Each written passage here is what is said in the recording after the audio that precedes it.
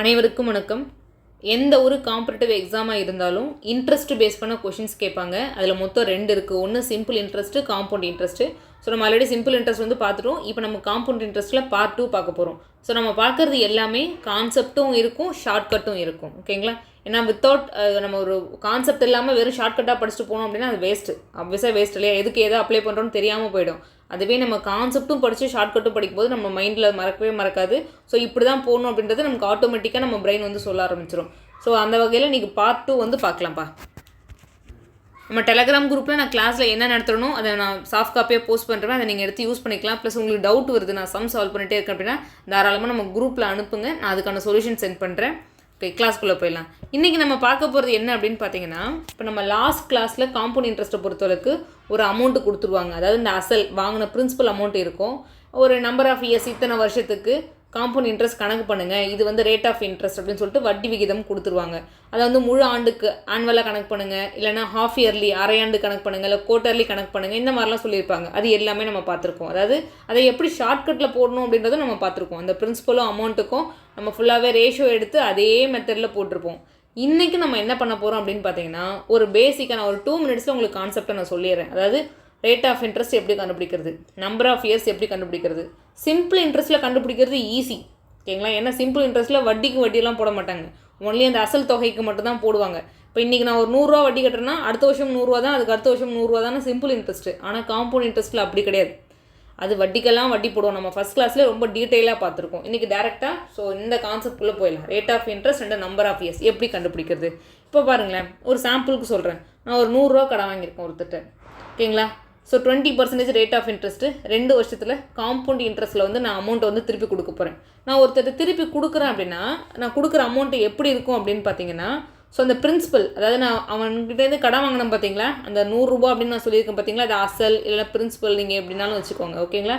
அந்த principal plus interest இது ரெண்டுத்தையும் சேர்த்து கொடுத்தா தானே அவர் வாங்குவார். இல்லைப்பா உங்ககிட்ட வாங்கின காசு மட்டும் கொடுக்குறேன் அப்படின்னா அவர் ஏற்றுப்பாரா? ஓகேங்களா? யாரும் ஏற்றுக்க மாட்டாங்க. அப்போ நான் திருப்பி செலுத்த வேண்டிய இந்த அமௌண்ட் அப்படின்றது பிரின்சிபல் ப்ளஸ் இன்ட்ரெஸ்ட்டு. தூக்கத்தில் எழுப்பி கேட்டால் கூட உங்களுக்கு தெளிவாக சொல்லணும். ஓகேங்களா? ஓகே, நான் 100 ரூபா வாங்கியிருக்கேன். இது ஃபஸ்ட் இயர், மொத்தம் 2 வருஷம் வாங்கியிருக்கேன்ப்பா. ஃபஸ்ட் இயரில் 20% ரேட் ஆஃப் இன்ட்ரெஸ்ட். அப்போ 100ல் 20னா 20 தான். அப்போ 120. ரெண்டாவது வருஷத்தில் எப்படி இருக்கும்? ஸோ இதுலேருந்து ஒரு 20% நல்லா பார்த்துக்கோங்க. இது வந்து நான் இந்த இடத்துல தொகையாக தான் எழுதியிருக்கேன். இது வந்து இன்ட்ரெஸ்ட் கிடையாது, நான் தொகையாக எழுதியிருக்கேன். அப்போ அந்த தொகையிலேருந்தே கால்குலேட் பண்ணிக்கலாம். அதுவே நான் 100 தனியாக 20 தனியாக எழுதுறேன் அப்படின்னா, ஸோ அந்த 100லேருந்து 20% ஒரு 20, அப்புறம் 20ல் 20% அப்படின்றது 4, 20 + 4 24. அப்போ இதை கொண்டு போய் இதில் ஆட் பண்ணி எழுதணும். நான் என்ன பண்ணிட்டேன், இந்த இடத்துல எழுதியிருக்கிறது எல்லாமே தொகையாக எழுதியிருக்கேன். ஃபஸ்ட்டு 100 ரூபான்னு இருக்கிறது ஃபஸ்ட்டு வருஷத்தில் 120 மாறும். அப்போ ரெண்டாவது வருஷத்தில் இதில் 20% எவ்வளோப்பா? ஸோ ஒரு 12 2 2 24. அப்போ மொத்தம் 144 மாறி இருக்கும். இப்போ இதுலேருந்து எனக்கு என்ன தெரியுது அப்படின்னு பார்த்தீங்கன்னா, இதே அப்படி இந்த ஃபார்முலாவுக்கு வந்துடுங்களேன். நல்லா கவனிச்சுக்கோங்க, இதுதான் ஷார்ட்கட்டு. இப்போ அமௌண்ட் எவ்வளோப்பா? ஸோ ரெண்டாவது வருஷத்தில் நான் சொல்கிறது என்ன, ரெண்டாவது வருட இறுதியில் என்ன இந்த அமௌண்ட் எவ்வளோ? ஸோ 144. பிரின்சிபல் எவ்வளோப்பா? So 100 which is equal to 1 + r by rate of interest எவ்வளோ சொல்லியிருக்காங்க? 20% divide by 100. So number of years எவ்வளோப்பா? 2 வருஷம் நமக்கு தெரியுது. இப்போ பாருங்கள், இந்த அமௌண்ட்டும் பிரின்சிபலும் அது ஏதோ ஒரு ரேஷியோவில் இருக்கும். ஆனால் கண்டிப்பாக பார்த்தீங்கன்னா அது ஸ்கொயராக இருக்கும்ப்பா. ஏதோ ஒரு நம்பரோட ஸ்கொயராக இருக்கும்ப்பான்னு நான் சொல்கிறேன். ஓகேங்களா? எப்படி இதை சொல்ல முடியும் அப்படின்னு பார்த்தீங்கன்னா, இங்கே என்ன இருக்குது பவரில்? ஸோ 1 இருக்கிற மாதிரி அர்த்தம். இங்கே 2 இருக்குது. இந்த ஸ்கொயர் இந்த பக்கம் போச்சுன்னா ஸ்கொயர் ரூட்டாக மாறும். எப்படி மாறும்? ஸ்கொயர் ரூட்டாக மாறும். இப்போது இது ஏதாவது என்னால் கேன்சல் பண்ண முடிஞ்சால், இப்போ பெரிய பெரிய நம்பராக கொடுத்துருக்காங்க, சம் நம்பர்ஸ்லாம் பர்ஃபெக்ட் ஸ்கொயராக கொடுக்க மாட்டாங்க. அப்போ அந்த கேஸில் என்ன நடக்கும் அப்படின்னு பார்த்தீங்கன்னா, ஸோ அந்த நம்பர்லாம் கேன்சல் பண்ணிவிட்டு ஸோ அல்டிமேட்டாக ஒரு ஃபைனலாக வரக்கூடிய நம்பரை பார்த்தோம் அப்படின்னா, இங்கே 2ன்னு இருக்குன்னு வச்சுக்கோங்களேன். நம்பர் ஆஃப் இயர்ஸ் 2ன்னு இருந்தால் கண்டிப்பாக அந்த நம்பரெல்லாம் கேன்சல் பண்ணிவிட்டு நம்ம ஏதோ ஒன்று பார்க்கும்போது பர்ஃபெக்ட் ஸ்கொயராக தான் இருக்கும். இங்கே 3ன்னு இருக்குன்னு வச்சுக்கோங்களேன். ஏன் இந்த 2 இந்த பக்கம் போனால் என்ன நடக்கும்? ஸோ ஆட்டோமேட்டிக்காக பர்ஃபெக்ட் ஸ்கொயர் தானே. இப்போ பாருங்களேன், 144ன்றது எக்ஸாக்டாக பர்ஃபெக்ட் ஸ்கொயர் தான். ஸோ 12ன்னு வரும். அதே மாதிரி 100ன்றது 10ஓட ஸ்கொயர்னு எனக்கு தெரியும். எனக்கு ஈஸி, இந்த இடத்துல நான் சொல்லிவிடுவேன். பெருசாக நம்பர் இருக்குது, நான் என்ன பண்ணுறது? அப்போ இந்த நம்பரை அமௌண்ட்டும் பிரின்சிபலும் நம்ம சிம்பிளிஃபை பண்ணி பார்க்கும்போது நமக்கு ஒரு ரேஷியோ கிடைப்பாங்க. அந்த ரேஷியோ அப்படின்றது எப்படி இருப்பார் அப்படின்னா, இங்கே 2ன்னு இருந்தால் இது பர்ஃபெக்ட் ஸ்கொயராக இருக்கும், இங்கே 3ன்னு இருந்தால் பர்ஃபெக்ட் க்யூபாக இருக்கும். அதே மாதிரி ஒரு 4 இருந்துச்சுன்னா ஸோ 4th ரூட்டாக அந்த மாதிரி தான் இருக்கும். ஓகேங்களா? அது எப்படி இருந்தாலும் அதை நம்ம ஸ்கொயர் ரூட்டோ இல்லை க்யூப் ரூட்டோ ஏதோ ஒன்று எடுக்கிற மாதிரி தான் வரும். சரி, ஓகே, நான் எடுத்துட்டேன். எனக்கு என்ன கிடச்சிது? 12/10 கிடச்சிது. இது இன்னும் சிம்பிளிஃபை பண்ண முடியுமாப்பா? ஏன்னா இது ரேஷியோ கிடையாது இல்லையா? ரேஷியோன்றது என்னது? மேக்ஸிமமாக சிம்பிளிஃபை பண்ணி சொல்கிறது தான் ரேஷியோ. இப்போது 5:6னா ரேஷியோ, அதுவே 10:12னா நம்ம ரேஷியோன்னு சொல்லுவோமா? சொல்ல மாட்டோம். ஏன்னா மேக்ஸிமம் சிம்பிளிஃபை பண்ணி என்ன இருக்கோ அதை ரேஷியோன்னு சொல்லுவோம். இதை நான் ரேஷியோவாக மாற்றிக்கிறேன். என்ன மாற்றிக்கிறேன்? ஸோ 6 2 12 I 2 10ன்னு மாற்றுறேன். விச் இஸ் ஈக்குவல் டு இங்கே எவ்வளோ வரும்? இது சிம்பிளிஃபை பண்ணால் 1 20 20 5 20 100. ஓகேங்களா? ஸோ 1 5 5ன்னு கிராஸ் மல்டிப்ளை பண்ணி இது கூட ஒன்று ஆட் பண்ணோம் அப்படின்னா 6/5 அப்படின்னு கிடைக்கும். நம்ம என்ன பண்ணியிருக்கோம்? இந்த 2 இந்த பக்கம் ஆல்ரெடி ஸ்கொயர் ரூட்டாக மாற்றிட்டு வந்துட்டோம். மாற்றிட்டு வந்ததுக்கப்புறம் இந்த மாதிரி கிடைக்குது. இல்லை எனக்கு இது பர்ஃபெக்ட் ஸ்கொயரானே தெரியல அமௌண்ட்டு பிரின்சிபல் அப்படின்னா நான் என்ன பண்ணணும் அப்படின்னா சிம்பிளிஃபை பண்ணுங்கள். ஸோ இந்த இடத்துல இப்போ இந்த இடத்துல ஈஸி 144ன்றது ஈஸி. இதுவே நான் என் இஷ்டத்துக்கு ஒரு நம்பர் கொடுத்து வச்சுருக்கேன்னா நமக்கு தெரியாது இல்லையா? அப்போ அந்த இடத்துல சிம்பிளிஃபை பண்ணிவிட்டு அதுக்கப்புறம் ஒரு பர்ஃபெக்ட் ஸ்கொயராக இருக்கா இல்லை பர்ஃபெக்ட் க்யூபாக இருக்கா, அதாவது க்யூப் நாங்கள் 3 வருஷம் கொடுத்தா க்யூப் பார்க்கணும், 2 வருஷம் கொடுத்தோம் அப்படின்னா ஸ்கொயர் பார்க்கணும். அது டிபெண்ட்ஸ் அப்போ அந்த கொஷின். இப்போ நமக்கு தெரிஞ்சிக்க வேண்டிய விஷயம் என்ன அப்படின்னு பார்த்தீங்கன்னா, இந்த அமௌண்ட்டு பிரின்சிபலாக அவன் கொடுத்துருக்க போகிறான். எதுவுமே கொடுக்காம ரேட் ஆஃப் இன்ட்ரெஸ்ட்டும் நம்பர் ஆஃப் இயர்ஸ்லாம் கேட்க முடியாது. கரெக்டாக? இது அவன் கொடுத்துருக்க போகிறான். கொடுத்துட்டு ஒன்று ரேட் ஆஃப் இன்ட்ரெஸ்ட்டு கேட்பான், இல்லைனா நம்பர் ஆஃப் இயர்ஸ் கேட்பான். இது எல்லாமே இந்த அமௌண்ட்டு பிரின்சிபல் எதை பொறுத்து இருக்கும் அப்படின்னு பார்த்தீங்கன்னா, இந்த நம்பர் ஆஃப் இயர்ஸும் ரேட் ஆஃப் இன்ட்ரெஸ்ட்டும் பொறுத்து தான் இந்த ரேஷியோவே இருக்குன்றது நமக்கு தெரிஞ்சு போச்சு. ஓகேங்களா? இப்போ பாருங்கள், இந்த இடத்துல ரேட் ஆஃப் இன்ட்ரெஸ்ட் வந்து 20%ன்னு சொல்கிறேன். 20% நான் லாஸ்ட் கிளாஸ்லேயே சொல்லியிருப்பேன். 20% ஈக்குவல் ரேஷியோ எவ்வளோப்பா? ஸோ 1/5. இதில் என்னென்னு சொல்லியிருக்கேன்? 5ன்றது பிரின்சிபலு, இந்த 1ன்றது இன்ட்ரெஸ்ட். நான் ஃபஸ்ட்டு கிளாஸ்லேயே சொல்லியிருக்கேன். தெரியாதவங்க அதை பார்த்துட்டுங்க வாங்க. அப்போ பிரின்சிபல் 5 ரூபா அப்படின்னா இப்போ பாருங்களேன்.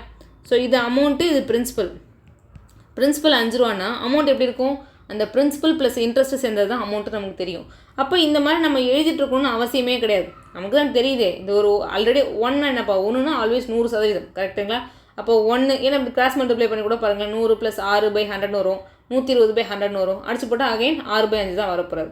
அப்போது அந்த ரேஷியோ, அந்த ரேட் ஆஃப் இன்ட்ரெஸ்ட் எவ்வளோ இருக்கோ அது ஒன் சைடில் இருக்கும். அதுக்கு பவரில் நம்பர் ஆஃப் இயர்ஸ் இருக்கும். இந்த பக்கம் பார்த்தீங்கன்னா அமௌண்ட்டும் பிரின்சிபலுக்கு உள்ள ரேஷியோ இருக்கும். ஸோ டேரெக்டாகவே rate of interest and number of years இதை வச்சு தான் அமௌண்ட்டு பிரின்சிபல் கால்குலேட் பண்ணுறாங்க. நமக்கு தெளிவாக தெரியுது. அப்போ நம்ம ஷார்ட்கட்டை எப்படி அப்ளை பண்ண போகிறோம் அப்படின்னு பார்த்தீங்கன்னா, எடுத்த உடனே அமௌண்ட்டுக்கு பிரின்சிபலுக்கு ரேஷியோவை கண்டுபிடிச்சிக்க போகிறோம். ரேஷியோவை கண்டுபிடிச்சிட்டு இங்கே நம்பர் ஆஃப் இயர்ஸ் 2னா ஸ்கொயர் ரூட் எடுக்க போகிறோம், 3னா க்யூப் ரூட் எடுக்க போகிறோம். ஸோ எடுத்து ஈக்குவலன்ட் பண்ணால் நமக்கு ஆன்சர் வர போகிறாங்க எப்படின்றத பார்க்கலாம். ஃபஸ்ட்டு கொஷின் இதை பாருங்களேன். At what rate of interest, அப்போ எந்த ரேட் ஆஃப் இன்ட்ரெஸ்ட்டில் நம்ம கால்குலேட் பண்ணுறோன்னு கொஷின் கேட்குறான். ஸோ அமௌண்ட்டு ஏதோ ஒரு அமௌண்ட் பார்த்திங்கன்னா 4704 அப்படின்றது ஏதோ ஒரு சம்மு என்ன மாதிரி மாறுதுன்னா 5766.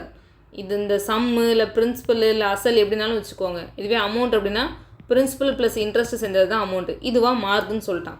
அப்போ எனக்கு என்ன தெரியுது? பிரின்சிபலுக்கும் அமௌண்ட்டுக்கும் இல்லை ரேஷியோ என்னென்னு ஃபஸ்ட்டு பாருங்களேன். இது எவ்வளோப்பா? 4704. இது எவ்வளோப்பா? 5766. ஸோ இன் 2 years அப்படின்னு சொல்கிறாங்க. காம்பவுண்டட் ஆனுவலின்னு சொல்லிட்டான். ஓகே, அதெல்லாம் பிரச்சனை கிடையாது. நம்மளை கேட்குறது ரேட் ஆஃப் இன்ட்ரெஸ்ட் கேட்குறான். நான் என்ன சொல்லியிருக்கேன்? அந்த பிரின்சிபலும் அமௌண்ட்டு எதை பொறுத்து தான் இருக்காங்க அப்படின்னு பார்த்தீங்கன்னா, அந்த நம்பர் ஆஃப் இயர்ஸும் நல்லா பார்த்துக்கோங்க, அந்த நம்பர் ஆஃப் இயர்ஸும் ரேட் ஆஃப் இன்ட்ரெஸ்ட்டை பொறுத்தாப்பா இருக்காங்கன்னு சொல்லியிருக்கேன். அதே மாதிரி இங்கிலீஷில் வந்து 2 வருஷம்னு சொல்லிட்டான். 2 years. நம்பர் ஆஃப் இயர்ஸ் எவ்வளோப்பா சொல்லியிருக்கான்? 2 வருஷம் சொல்லிட்டான். பிரின்சிபல் கொடுத்துட்டான், அமௌண்ட் கொடுத்துட்டான். நம்மளை 6% தான் கேட்குறான். நான் சொன்ன மெத்தடுக்கு இப்போ போயிடுங்க. இப்போ எதால் சிம்பிளிஃபை பண்ணலான்னு பாருங்கள். ஸோ 4 4 8 8 7 15.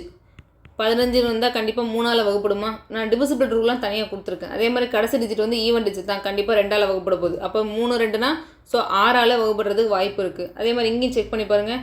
ஸோ பார்த்தாலே தெரியுது இல்லையா? 66 வருது. இங்கே 3 4 24 வருது. கண்டிப்பாக 3ஆல் வகுப்படும். அதே மாதிரி கடைசி டிஜிட் அப்படின்றது ஈவன், அதுவும் 2ஆல் வகுப்பட போகுது. அப்போ 6ஆல் அடிச்சிருங்கப்பா.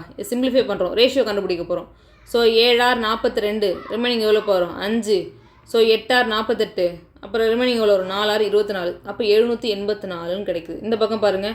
ஸோ அகைன் 6ஆல் நம்ம அடித்தோம் அப்படின்னா 9 54 வருமா? ரிமைனிங் எவ்வளோ வருவார்? ஸோ 3 வருவார். 6 36, 1 6. ஓகேங்களா? இப்போ 784 961. ஸோ இப்போ ஒரு 3 டிஜிட்டில் இருக்கும்போது நம்மளால் ஓரளவு கெஸ் பண்ண முடியும். நீங்கள் ஆர்ஆர்பி எஸ்எஸ்சியாக இருந்தீங்கன்னா நான் ஒவ்வொரு இதுக்கும் சொல்கிறேன். அட்லீஸ்ட் ஒரு 50 ஸ்கொயர் படிக்கணும். எனக்கு வேறு வழியே இல்லை அப்படின்னா அட்லீஸ்ட் ஒரு 30ஆவது ஃபிங்கர் டிப்பில் வச்சுக்கோங்க. ஓகேங்களா? இப்போ இந்த இதை பார்த்தாலே நமக்கு தெரியும். நல்லா படிச்சிருந்தீங்க அப்படின்னா, ஸ்கொயரை படிச்சிருந்தீங்க அப்படின்னா தெரியும். இது 31ஓட ஸ்கொயராக இருக்கும். இது எவ்வளோப்பா? 28ஓட ஸ்கொயராக இருக்கும். இல்லை எனக்கு இதுக்கப்புறமும் தெரியல அப்படின்னு பார்த்தீங்கன்னா நம்ம சிம்பிளிஃபை பண்ணிக்கிட்டே தான் உட்காந்துருப்போம். ஏன்னா இது பர்ஃபெக்ட் ஸ்கொயர் நமக்கு தெரியுது இல்லையா? ஸோ நம்ம என்னென்னவோ யோசிச்சுட்டு உட்காந்துருப்போம். அதுவே நம்ம ஸ்கொயர் கியூப் பர்ஃபெக்டாக தெரிஞ்சுது அப்படின்னா பார்த்தவொடனே அடி அவ்வளோதான் இப்படி வந்துடும் அப்படின்னு சொல்லிட்டு நம்ம சொல்லிட்டு போயிட்டே இருப்போம். ஓகே, நெக்ஸ்ட் ஒன் பாருங்களேன். இப்போ பிரின்சிபல் எவ்வளோப்பா? அதே மாதிரி எவ்வளோ இயர் சொல்லியிருக்காங்க, 2 வருஷம் சொல்லியிருக்காங்க. அப்போது இந்த இடத்துல பாருங்களேன். ஸோ அமௌண்ட்டு பை பிரின்சிபல் அப்படின்னு நம்ம எழுதுகிறோம் அப்படின்னு பார்த்தீங்கன்னா 2 வருஷம்னா நம்மளே ஸ்கொயர் ரூட். இப்போ நான் ஃபார்முலா எப்படி எழுதுவேன், 1 + r/100 ஹோல் பவர் n எழுதுவேன். இப்போ இங்கே 2 வருஷம் இருந்தால் இங்கே என்னவா மாறும், ஸ்கொயர் ரூட்டாக மாறும். நம்ம லாஸ்ட்டும் அதுதான் பார்த்தேன். அப்போ நான் டேரெக்டாக என்ன பண்ணுவேன்னா, இதுக்கு ஜஸ்ட்டு ஸ்கொயர் ரூட் எடுத்தால் எனக்கு என்ன கிடைக்கும்னு பாருங்கள், பிரின்சிபல் அமௌண்ட். இதெல்லாம் எழுதணும்னு அவசியமே கிடையாது, நான் ஜஸ்ட்டு சொல்கிறேன். அப்போ பிரின்சிபலும் அமௌண்ட்டும் 28:31 ரேஷியோவில் இருப்பாங்க. இப்போ பாருங்கள், பிரின்சிபல் 28, அமௌண்ட்டு 31 அப்படின்னா ஏன் இது அதிகமாக இருக்கும், வட்டி இருக்கும், வட்டி இருக்கும், அதான காரணம். இப்போ இது ஏன் இப்படி இருக்கார் அப்படின்னா வட்டி இருக்கிறது தான் காரணம். இப்போ நம்ம லாஸ்ட் இதில் பார்த்திங்க அப்படின்னா, இப்போ இந்த இடத்துல பாருங்களேன் 6/5 பவர் என்னன்னு எழுதணும். ஏன் இங்கேயும் 6/5 இங்கேயும் 6/5 தான் வராரு. இந்த இடத்துல ஏன் அப்படி எழுதணும்னு பாருங்கள், 1 ப்ளஸ் அந்த ரேட் ஆஃப் இன்ட்ரெஸ்ட் என்ன இருக்கோ அதை நம்ம ஆட் பண்ணிக்கிட்டோம். அதாவது இந்த 1/5ன்றதை ஆட் பண்ணிக்கிட்டோம். ஸோ 4 5 5 5 + 1 6/5ன்னு எழுதுகிறோம் அப்படின்னா இந்த 6ன்றது அமௌண்ட்டு, அதில் யார் இப்போ 1ன்றது இன்ட்ரெஸ்ட்டு, 5ன்றது பிரின்சிபல். ஓகேங்களா, 5ன்றது எவ்வளோ, பிரின்சிபல். அப்போது நம்ம இன்ட்ரெஸ்ட் ரேட்னு எழுதும்போதே அந்த 20% எழுதும் போதே 1/5 தான் எழுதுவோம். 5 அப்படின்றது பிரின்சிபல், 1ன்றது இன்ட்ரெஸ்ட். நான் திரும்ப சொல்லிகிட்டே இருக்கேன். அப்போது எனக்கு ஏதோ ஒரு ரேஷியோ வருது அப்படின்னா, இதில் ஏதோ எனக்கு ஒரு ரேஷியோ வருது அப்படின்னா அந்த எக்ஸ்ட்ரா இருக்கிறத மேலே போடுங்க. அந்த பிரின்சிபல் இருக்கார் பார்த்தீங்களா, அதை கீழே போடுங்க. இன்ட்டு 100க்கு எவ்வளோ, அவ்வளோதான் ரேட் ஆஃப் இன்ட்ரெஸ்ட், முடிஞ்சு போச்சு. புரியுதா? இப்போ நம்ம லாஸ்ட் சம்மில் இந்த சம்மில் பார்த்தீங்கன்னா 3/28ன்னு ஏதோ கொஞ்சம் அடிக்க முடியாத இதெல்லாம் வருது. லாஸ்ட் சம்மில் எப்படி இருந்துச்சு, ஸோ 6/5ன்னு இருந்துச்சு. 6ன்றது அமௌண்ட்டு, 1ன்றது எவ்வளோப்பா, பிரின்சிபல். 5லேருந்து 6 மாறிக்குன்னா இந்த ஒரு வேல்யூ இன்ட்ரெஸ்ட் தான் காரணம். அந்த 1 5ல் எத்தனை சதவீதம். இப்போ நம்ம அடித்து போட்டு பாருங்கள், 20% வருமா? ஈஸி தானே. போன சம் அப்படின்னு நான் சும்மா ஜஸ்ட் எக்ஸாம்பிள் போட்டு தான் போட்டு காமிக்கிறேன். அப்போ இதை அடித்து போட்டிங்கன்னா இதோட பர்சன்டேஜ் நமக்கு கிடச்சிரும். இது எப்படி அடிக்கலான்னு பாருங்கள். ஸோ 7 நாங்க 28, 25 நாள் எவ்வளோப்பா, 100 வரும். 25 3 எவ்வளோ வரும், ஸோ 75/7. இது என்ன எப்படி படிக்கலாம், 5/7 அடிக்கலாம். ஸோ 5/7%. அப்போது 10 5/7% அப்படின்றது எக்ஸாக்ட் ஆன்சர். இது RRB NTPCயில் கேட்ட கொஷின். இந்த கொஷின் நானாக எடுக்கல, RRB NTPCயில் கேட்ட கொஷின்ஸ். Next one. இப்போ இந்த கொஷினை பாருங்களேன், 6600. அடுத்து நான் இப்போ சம்மு அதே மாதிரி எதுவாக மாறுதுன்னு சொல்லியிருக்காங்க, 7986. அதே 2 வருஷம். ஓகேங்களா, அல்டிமேட்டாக இது பிரின்சிபல், இது அமௌண்ட்டுன்னு எனக்கு தெரிஞ்சு போச்சு. அவன் தான் கொடுத்துட்டானே, இது சம்மு இது அமௌண்ட்ஸ்னு சொல்கிறான். இட்ஸ் டேர்ன்ஸ் இன்ட்டு இந்த அமௌண்ட்டாக மாறுதானே என்னப்பா அது, இன்ட்ரெஸ்ட்டு சேர்ந்துருக்கு, அவ்வளோதான். இப்போ நம்ம சிம்பிளிஃபை பண்ணி பிரின்சிபல் அமௌண்ட்டுக்கு ஏதோ ஒரு வேல்யூ எடுத்து அது கண்டிப்பாக ஸ்கொயர் ரூட் தான் எடுக்க போகிறோம். ஏன் ஸ்கொயர் ரூட் எடுக்கிறோம், 2 வருஷம் சொல்லிட்டான். அதுக்கப்புறம் இன்ட்ரெஸ்ட்டு கால்குலேட் பண்ண போகிறோம். பார்த்தோன்னே போடுங்க. ஸோ இது கண்டிப்பாக 6 11ஓட மல்டிப்புளில் தான் இருக்குது. அப்போ அதே மாதிரி இதுவும் கண்டிப்பாக அந்த மல்டிப்புளில் இருந்து தான் ஆகணும், வேறு வழி கிடையாது. ஏன்னா இது ரேஷியோ வந்து தானே ஆகணும். அப்போது 6 11 66னா 600 வைக்கலாமா. So 7 11 77, remaining 2 2 11 22, 6 11 26. ஸோ அகைன் எப்படி படிக்கலாம், 6ஆல் அடிக்கலாம். அப்போ 100 100 × 6 வந்து 600 வரும். இதில் இப்போ 12 72 1 அப்போ 100 21 கிடைக்குது. இது பார்க்கும்போது நமக்கு ஒரு பர்ஃபெக்ட் ஸ்கொயராக நிற்குது. அப்படி இந்த இடத்துல ஸ்கொயர் ரூட் எடுத்துக்கோங்க. ஏன்னா நம்ம அதாவது எல்லாம் அமௌண்ட் பை பிரின்சிபல் அப்படின்னு எழுதி சிம்பிளிஃபை பண்ணிகிட்டே இருப்போம். நமக்கு எப்போ வந்து ஒரு பர்ஃபெக்ட் ஸ்கொயர்னு தோணுதோ அப்போ நம்ம என்ன பண்ணுவோம், இந்த ஸ்கொயர் இந்த பக்கத்துலேயே ஸ்கொயர் ரூட் எடுத்து முடிச்சுட்டு போயிட்டே இருப்போம். ஓகேங்களா, ஸோ நான் அதுக்கு பதிலாக என்ன பண்ணுறேன், நான் சிம்பிளிஃபை பண்ணி டேரெக்டாக எடுத்துக்கிறேன். அப்போ இது 10 ஸ்கொயரு, இது 11 ஸ்கொயர். ஒரு தடவை இந்த ஃபார்முலா எழுதாமல் டேரெக்டாக எழுதுங்க, அவ்வளோதான். 10லேருந்து 1 மாறிக்கணும், என்ன அர்த்தம், அந்த 1ன்றது இன்ட்ரெஸ்ட்டு. அப்போ பிரின்சிபல் அதில் பார்க்கணும். அப்போ 10ல் 1 எவ்வளோ, பர்சன்டேஜ் கன்வெர்ட் பண்ணணும். அப்போ 100க்கு கன்வெர்ட் பண்ண போகிறோம். அடிச்சு போட்டால் நமக்கு எவ்வளோ போகிறோம், 10% அப்படின்றது மிக சரியான ஆன்சர். So next one. இப்போ இந்த சம் பாருங்களேன், அட் வாட் ரேட் ஆஃப், அதே ரேட் ஆஃப் இன்ட்ரெஸ்ட் தான்ப்பா கேட்குறான். அதான் கொஸ்டினை பார்த்தாலே தெரியுது, ரேட் ஆஃப் இன்ட்ரெஸ்ட். ஆனால் 3 வருஷம். இங்கே 1250 அப்படின்றது என்னவா மாறுதான், 1488.77ன்னு மாறுது. ஓகேங்களா, ஸோ 1250 அப்படின்றது பிரின்சிபல். Amount எவ்வளோப்பா, so 148877. இந்த இடத்துல நான் என்ன பண்ணுறேன் அப்படின்னா, இந்த 2 டிஜிட் தள்ளி இது எப்படி இருக்கும் அப்படின்னு பார்த்தீங்கன்னா, இப்படி 2 டிஜிட் தள்ளி புள்ளி இருக்கும். அதை நான் எப்படி ரீரைட் பண்ணுவேன் அப்படின்னு பார்த்தீங்கன்னா, டிவைட் பை 100ன்னு போடுவேன். நான் இது எல்லாமே ரேஷியோவை தானே எழுதுகிறேன். அப்போ நான் இங்கேயும் கீழே 100ன்னு போடணும், மேலேயும் கீழே 100ஆல் மல்டிபிள் பண்ண போகிறேன். அப்போ டேரெக்டாக நம்ம என்ன பண்ணலாம் அப்படின்னா, ஒரு 2 0 இந்த பக்கம் எக்ஸ்ட்ரா போட்டுக்கிட்டு இங்கே 2 0ஆல் பெருக்கிறேன் அப்படின்னா என்ன நடக்கும், இந்த இடத்துல 148877 அப்படின்னு கிடைப்பாங்க.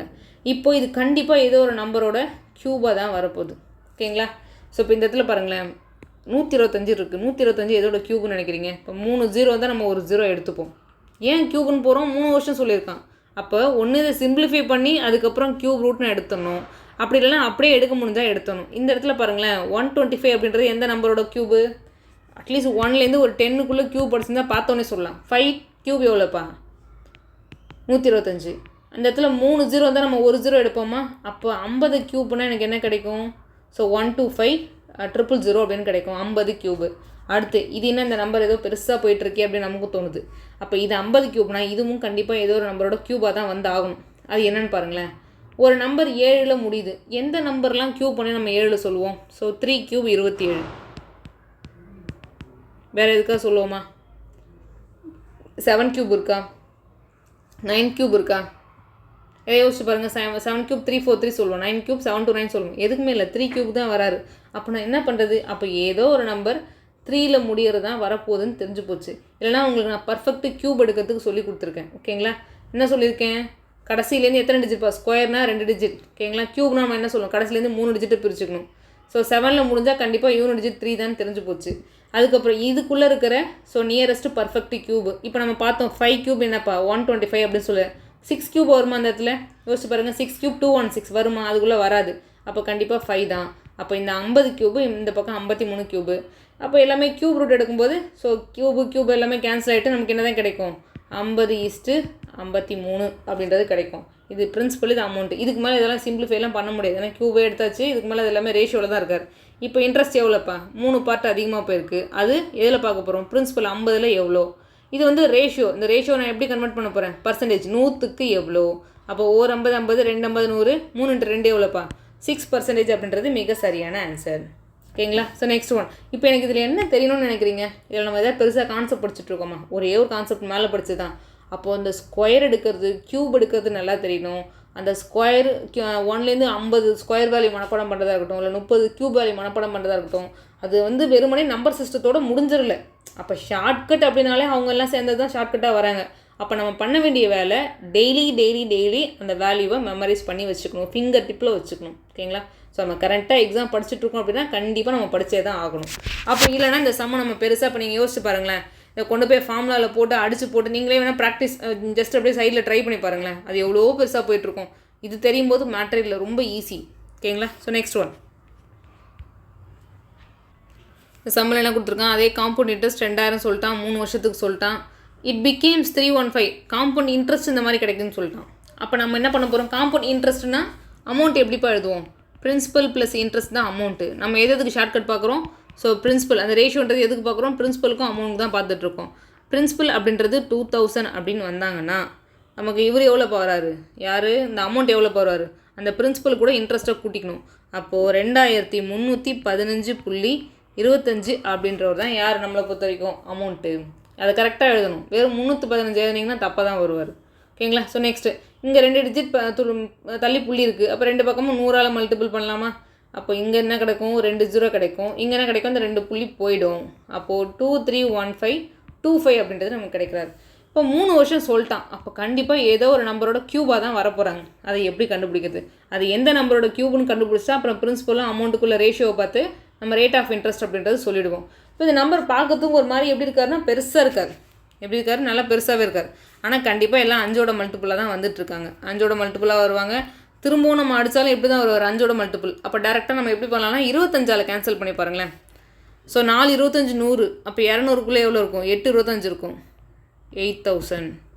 இப்போ இந்த இடத்துல பாருங்கள். இந்த இடத்துல இப்போ எவ்வளோ இருக்கும்? ஒரு 9 25 இருக்கும். கரெக்டாக 9 25 போனால் ரிமைனிங் எவ்வளோ இருக்கும் இந்த இடத்துல? ஸோ ஒரு 6 இருப்பார். அகெயினு ஒரு 2 25 50ன்னு கிடைக்கும்.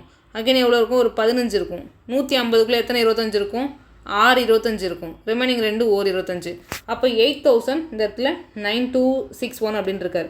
இப்போது நீங்கள் பர்ஃபெக்ட்டு ஸ்கொயரு க்யூபு படிச்சிருந்தீங்க அப்படின்னா இது ஈஸிப்பா. இது சொல்லலாமா? 2 க்யூப்னு சொல்லுவோமா? அதே மாதிரி 3 0 தான் நம்ம என்ன சொல்லுவோம்? ஒரு 0 எடுத்துப்போம். இப்போ நம்ம க்யூப் ரூட் எடுக்கிறோம். இப்போ 8000க்கு எடுக்கிறோம் அப்படின்னா 3:1 ரேஷியோவில் தான் வெளில அவுட் பண்ணுவோம். இப்போ 3 0 வந்துச்சுன்னா ஒரு 0 வெளில எடுப்போம். இது பார்த்திங்கன்னா 2 க்யூபாக இருக்கும். அப்போ 3 2 இருக்கிறதால ஒரு 2 வெளில எடுப்போம். அதே தானே?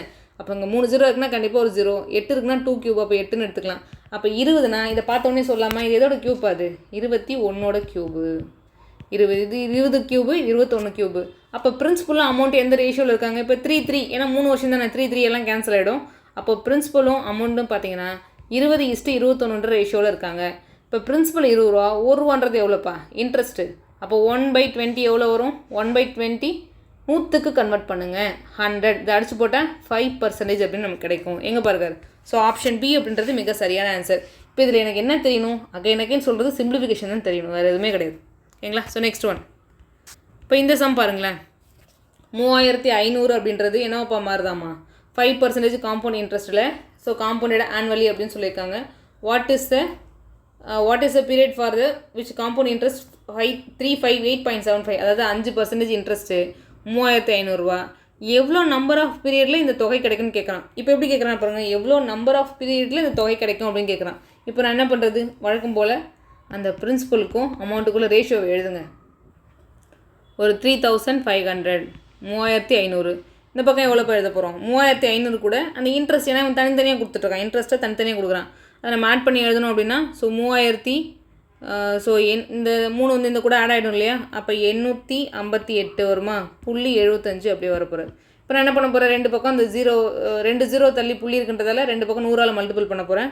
அப்போ எனக்கு என்ன கிடைக்கணும்? 35, ஒரு 4 0, 2 0 இருக்குது, அப்புறம் ஒரு 2 0 இருக்கும். இந்த பக்கம் 385875 அப்படின்றது கிடைக்கும். நமக்கு தேவை நம்பர் ஆஃப் மந்த்து கேட்குறாங்க. ஓகேங்களா? நான் என்ன சொல்லியிருக்கேன்? அதுக்கு முன்னாடி இருக்குது 2 வருஷம் அப்படின்னா க்யூபாக வர போகிறாரு, 3 வருஷம் அப்படின்னா 2 வருஷம்னா ஸ்கொயராக வர போகிறாரு, 3 வருஷம்னா க்யூபாக வர போகிறாரு அப்படின்ற மாதிரி பார்த்துருக்கோம். இப்போ அவன் ரேட் ஆஃப் இன்ட்ரெஸ்ட் கொடுத்துட்டான் 5%. நம்ம ஃபஸ்ட்டு சம்மில் என்ன பார்த்துருக்கோம்? ஒரு சாம்பிளுக்கு என்ன சொல்லியிருக்கேன்?